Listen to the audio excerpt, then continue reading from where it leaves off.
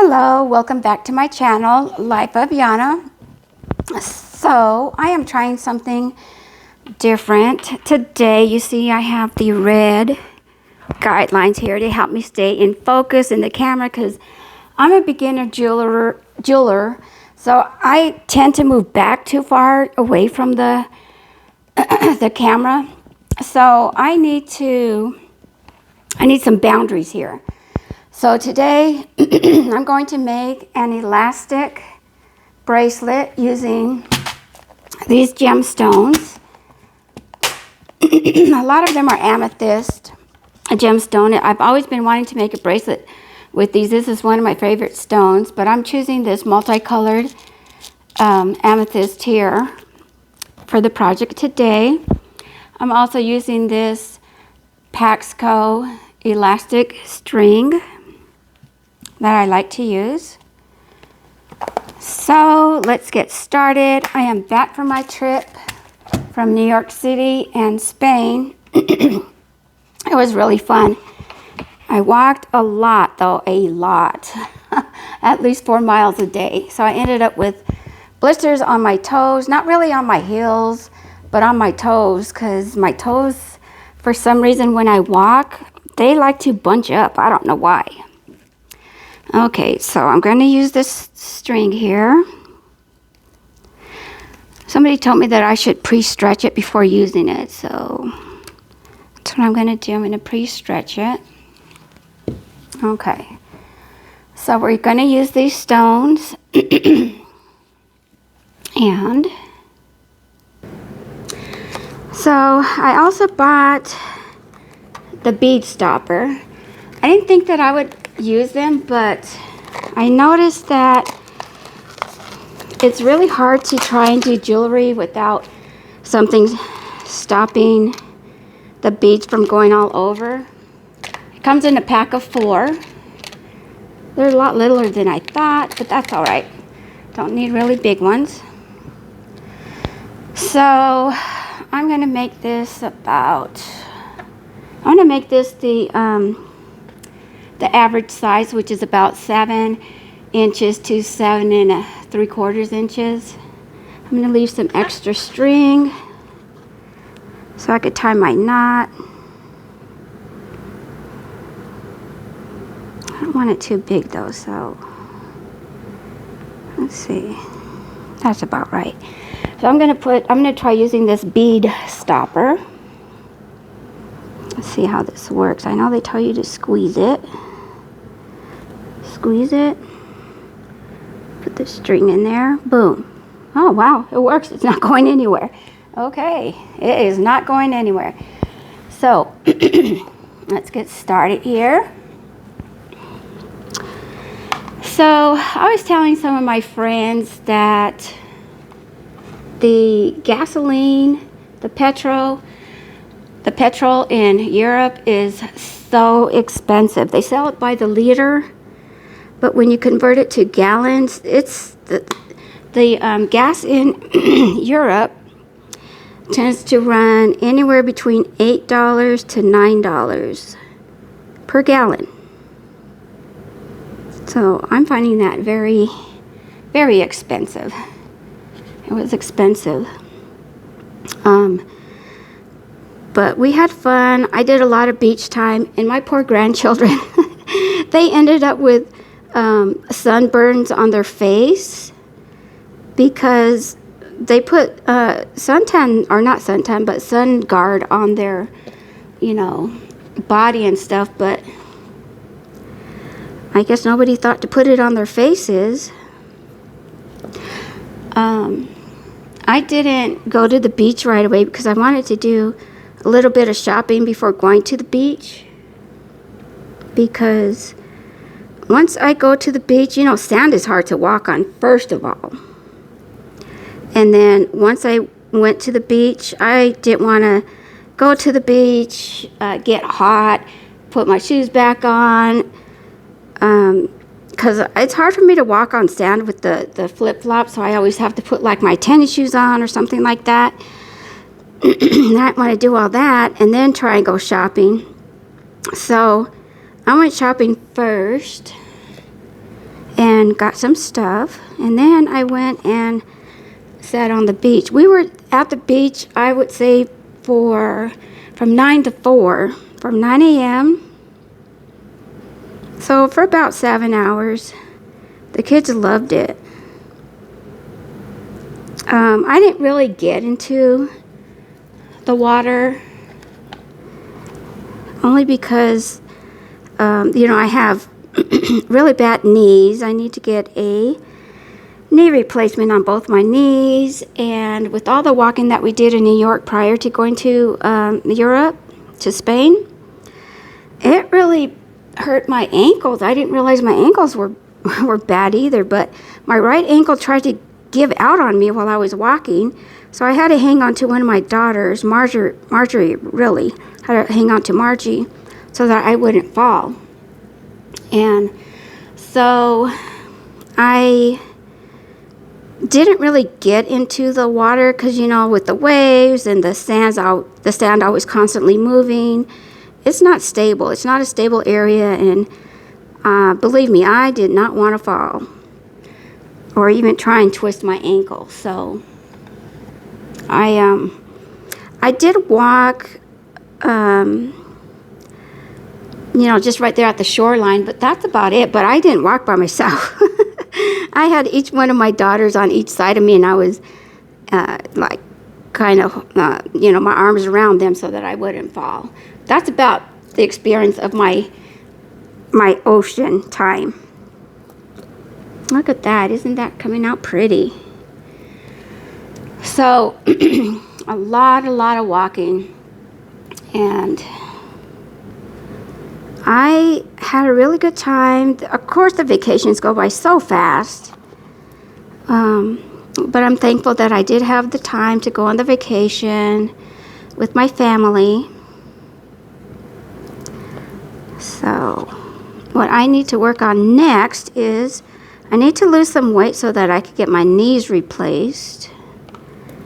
And because I was really supposed to get them replaced about 6 years ago, but I was a little bit too young for knee replacements because they only last about 10 years and then you have to replace them again. So I'm trying to hold off as much as possible on getting my knees replaced so that I don't have to keep replacing them.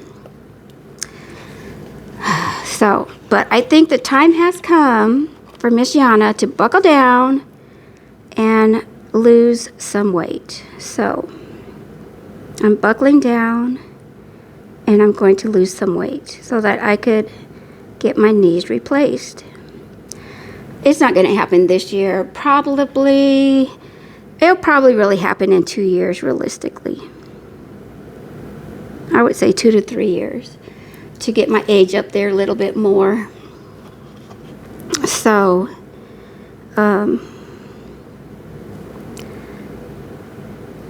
that's what I need to do.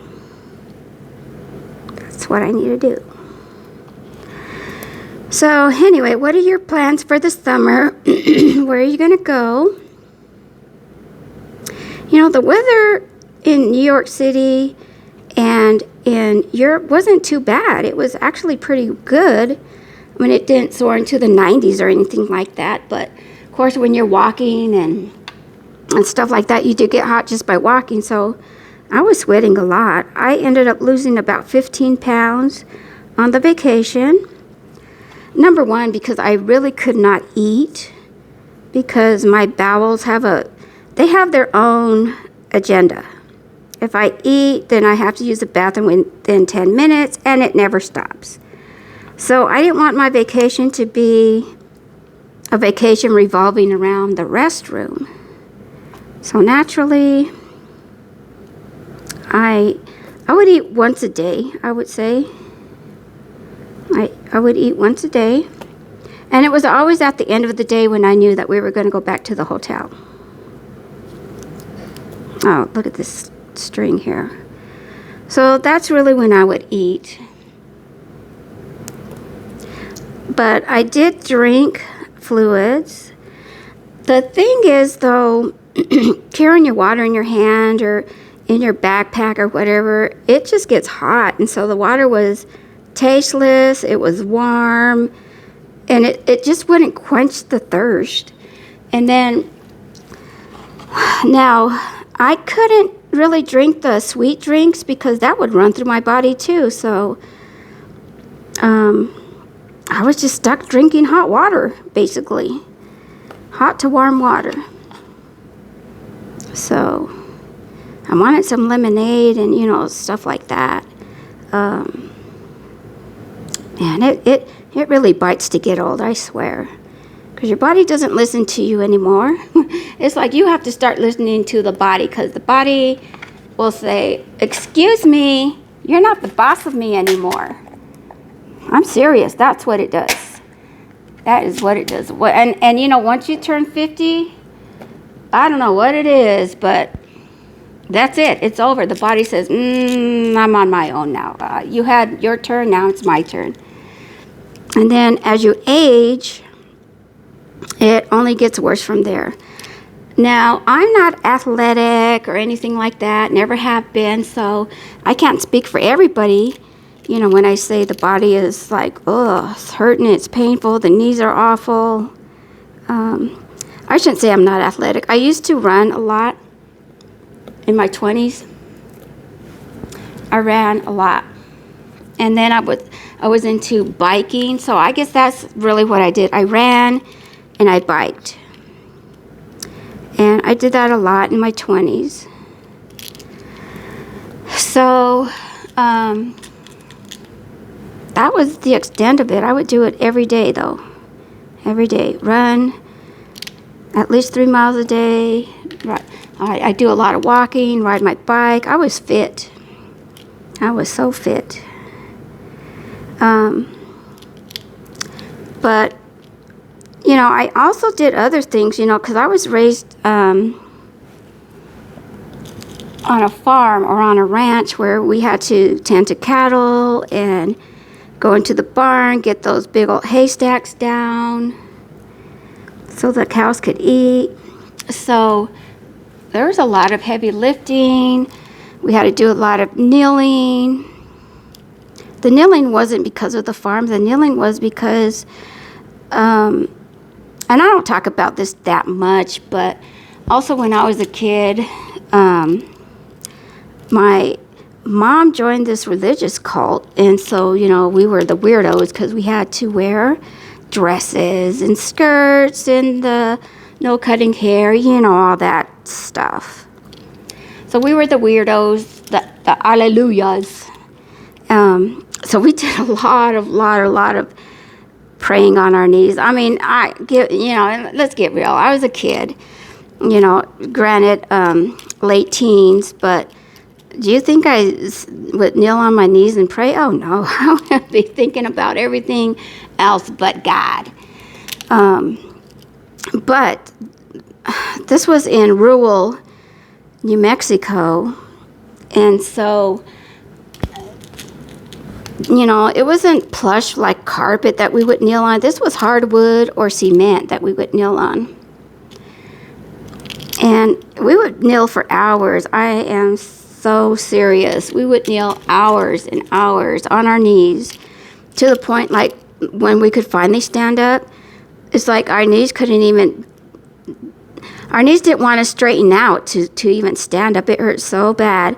So I'm going to blame my knee problems on all that kneeling on the ground, on the hard ground, back when I was a kid, and it just caught up. It caught up to me. So that's what I'm blaming it on, because it was too much. It was just too much.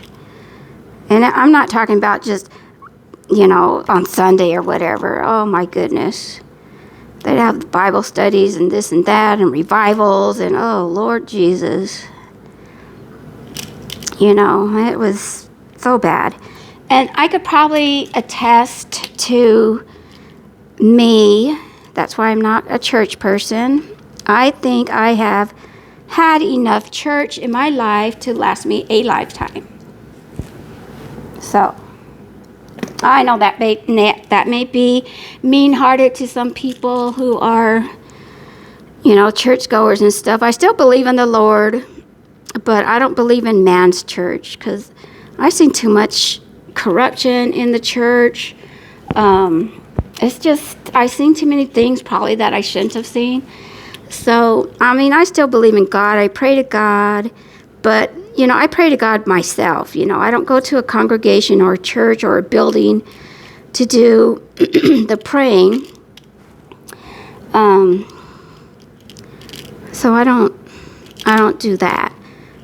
And the truth is, when I go into a church, you know, like to say for church services, it just depresses me. I automatically get depressed. I get in a bad mood, and it's like I can't do it. I can't tolerate it. So I think it's just I just don't believe in church. I don't. I believe in God, but I don't believe in church. I don't believe in man's word, you know. There's just so many corrupt pastors and priests and all these godly men and women who say, you know, they are about God and stuff, and they're not. And my experience wasn't with women, it was with the men, the men preachers, you know. And I know I'm biased on that, but I won't be going to a church anytime soon. But what I did, look how pretty, oh my gosh. Now, I would go to church when my two girls were little because I wanted them to make up their own mind if they wanted to go to church or not. I didn't want to influence them not to go to church or to go to church. I wanted them to have their own mind, you know, make their own decision. You know, I didn't want to be the influence of them not going to church. So I grinned and bared it and went to church. And so my children, that's their option to go to church or not. My older one, Margie, she goes to church and church groups and, you know, church events and all this stuff. But my younger daughter, Pam, she's not into church. She believes in God and everything, but she's not religious. You know, she doesn't go into church. You know, she's not a Sunday worshiper that goes into the church and, you know, stuff like that. So that's not her, but that was her choice. That was her choice that she made. It's not because if it was my influence. It was not my influence. Because my influence, I let them decide that on their own. Like I said, when they were young ladies in my care, I did still go to church because I didn't want to be the cause of them not going to church. So they made their own mind up on that. But for me, myself, I don't go to church. I have tried going to church with my grandchildren because they did express that they wanted to go to church. There's a church across the street from where I live, and I did go to that church, but honestly, I almost fell asleep. Even if I get a good 8 hours of sleep, I'm not tired or anything. When I go to church, it instantly puts me to sleep. It does. It was hard to stay awake. I can't tell you what was said because I don't know. And, you know, I wasn't focusing on that. You know, the kids went to church, but they went to their little Bible church for kids, Bible class or whatever it's called. And so at the end, though, they did come back and we did a little bit of church together. But I just couldn't keep going. I'm like, oh, Lord Jesus. The only reason why I think is because on the experience with my grandchildren, the only reason why I stopped going is because they lock, once you're inside the parish, the church, you know, where the congregation is, they lock the door. They lock the door. They do. So there's, okay, I'm going to tie this now. So there's about 2 to 4 guys at the door, and the door's locked. They lock the door. They stand there by the door. So you can go out, but coming in, it's like you have to prove, you know, who you are. And these people don't know me. I'm a new person. I've never been to their church, you know, and